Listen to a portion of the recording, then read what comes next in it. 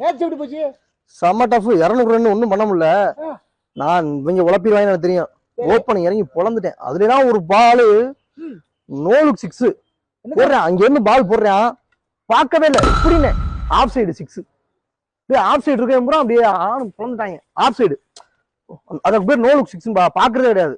கீப்பரை பார்த்துக்கிட்டே இப்படி அடிக்கிற 6 ஆஃப் சைடு போயிடும். Off side off side off side என்ன தெரியுமா? இங்கிட்ட அடிச்சா ஆஃப் சைடு, அங்கிட்ட அடிச்சா லெக் சைடு. அவன் உனக்கு ஒண்ணும் தெரியாது, ஏமாத்திக்கிட்டு இருக்கா. நீ பாய பொழந்து கேட்டுக்கிட்டு உண்மையிலே நோ லுக் 6 ஒண்ணு இருக்கு. இங்க பாரு, நோ லுக் 6 இருக்கு. யார் அடிச்சிருக்கா? பிளச்சரு,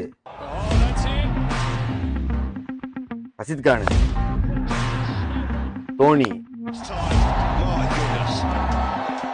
இவ்வளவு ஏன் நம்ம ஊர்ல ஒரு அடிச்சிருக்காப்ல. நான் சொன்னல, நான் தான் செருப்ப கழட்டி சக்சஸ் அடிச்சு.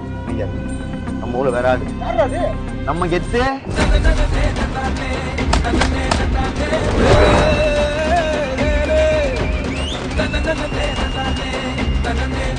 ஏங்க நான் அடிக்கும் போது போன் பாக்கெட்ல இருந்துச்சுங்க. யார்ட்டா கொடுத்து எடுக்க சொல்லி தான் எடுத்திருப்பாங்க.